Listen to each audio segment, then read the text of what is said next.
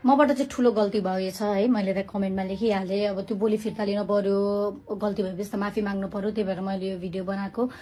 खासमा भन्नुपर्दा चाहिँ साँच्चै नै त्यति गल्ती भएपछि त अब त्यति भनिहाल्छ नि केटाले होइन। अब अझै धेरै काट्छ मार्छ सबै कुरा गर्न पाउँछ नि, त्यति गरिसकेपछि त मार्न पाइहाल्छ नि। त्यही भएर अब म पनि तपाईँहरूलाई सघाउँछु त्यो बहिनीलाई छिटोभन्दा छिटो नेपाल ल्याएर त्यो भाइलाई यत्रो लामो खुकुरी धारिलो खुकुरी ल्याएर चाहिँ अनि त्यस पछाडि त्यो भाइलाई ल भाइ तिम्रो न्याय भयो भनेर चाहिँ त्यो भाइलाई जिम्मा लाउँदाखेरि चाहिँ ठिक हुन्छ जस्तो लाग्छ मलाई चाहिँ। अहिले चाहिँ म त्यो भाइको साथमा छु। अनि त्यस पछाडि त्यो भाइले केही प्रमाण दिनु पर्दैन, केही प्रमाण दिनु पर्दैन। उसको आँखाले बोलिसकेको छ, प्रमाण दिनु पर्दैन। उसको एकदमै उसले भनिसक्यो नि त, भनेपछि त पत्याउँछौँ नि हामी। किन प्रमाण चाहियो र? प्रमाण चाहिँदैन नि त हामीलाई। उसले भन्यो हो, त्यसपछि त लागेकै हो, उसले भन्यो त लागेकै हो।